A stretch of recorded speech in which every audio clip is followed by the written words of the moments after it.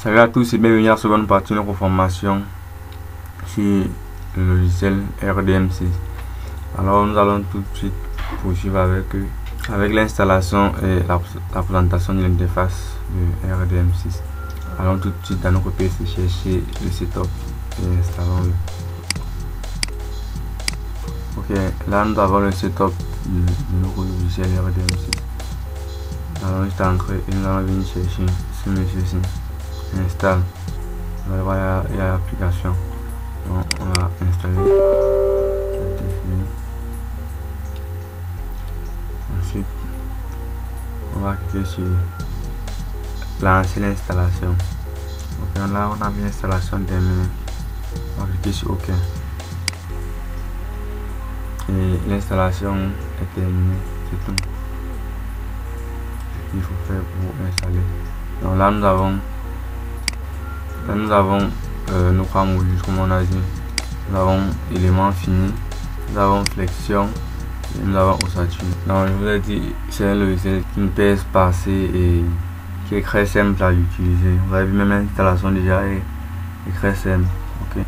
Donc maintenant nous allons tout de suite passer à la présentation de l'interface. Ok. Donc on va commencer à présenter l'interface du module élément fini.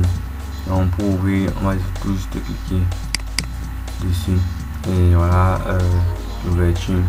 Donc lorsque vous allez cliquer pour ouvrir l'un des modules, on va vous demander de paramétrer votre écran de travail.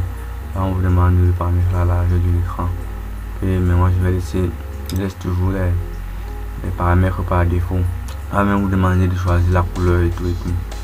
Donc vous n'avez qu'à laisser les paramètres par défaut et vous cliquez tout juste sur OK. Là nous avons l'interface de RDM6, l'interface de RDM6, mais pour le module des éléments finis. Donc voici l'interface, là c'est RDM6 le titre, module éléments finis. Donc si on quitte là, c'est pour quitter du logiciel. On va revenir. Si on quitte là, c'est pour quitter. Maintenant là, si on clique, c'est pour faire un nouveau projet. Donc là on peut cliquer là pour faire une nouvelle étude. Donc ça va nous demander les informations de l'étude. Ça va nous demander par exemple vous voulez travailler avec quelle unité, le mètre, le centimètre, le millimètre, le micromètre. Donc on choisit. On va vous demander la longueur maximale, la hauteur maximale. On va vous demander l'origine. Donc ça on va voir quand c'est entre deux. Lorsqu'on va prendre un exemple sur les éléments finis. C'est un peu ça. Et ici maintenant ça va vous permettre d'importer un projet que vous avez commencé, vous n'êtes pas terminé. Vous voyez. Là maintenant c'est pour le réglage des unités. Ok. Donc, pour régler les unités. Voilà. L'interface est assez simple les amis. Et au fur et à mesure que nous allons travailler, vous allez savoir exactement à quoi c'est tous ces éléments de l'interface. Ok. Ça c'est l'interface du module des éléments finis. Gardez vraiment la patience, on va plus apprendre cette interface lorsqu'on sera en train de travailler sur le 4e chapitre. Ok. Ensuite vous avez élasticité thermique, flexion des plaques.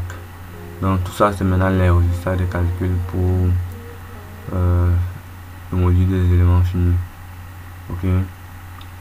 Ce sont les calculs. On va tout ça quand on sera en train de travailler sur ce module là. Ok.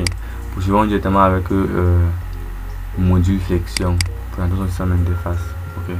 Voilà déjà comment le module flexion se présente. Là aussi nous pouvons créer un nouveau projet, nous pouvons importer un ancien projet, nous pouvons paramétrer les unités. Et là nous pouvons avoir des lettres. Ok. Donc tout ce que vous voyez là c'est la même chose que vous allez voir ici dessus. Et maintenant ici tout ce qui est encore gelé là c'est parce qu'on n'a pas encore démarré un projet. Maintenant lorsqu'on démarre un projet, vous pouvez maintenant demander à avoir l'effort normal, l'effort tranchant, moment fléchissant, les contraintes supérieures et inférieures, ainsi que la contrainte normale. Et vous aussi demander à avoir, lorsqu'on va travailler, on aurait un autre bouton qui va nous permettre d'avoir la note de calcul. Ok. Donc là, ce n'est pas encore actif. Donc ça c'est l'interface du module flexion d'une pour droite. Ok. Allons directement voir aussi l'interface du module Ossature. Donc voilà, d'abord l'icône du module Ossature. Donc voilà, voici l'interface. Vous remarquez que l'interface du module Ossature ressemble à l'interface du module Flexion.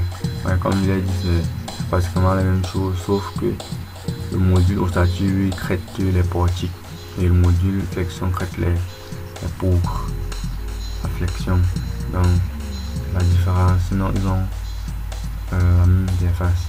Normalement au niveau aussi de ancrer les données, pour le module flexion on ancre les données sur le plan X, Y, alors que pour le module Ossature nous ancrons les données X, Y, Z. Bon, c'était tout pour la présentation de l'interface, l'installation et la présentation de l'interface. À la prochaine pour la troisième partie. Sur ce, les amis, portez-vous bien.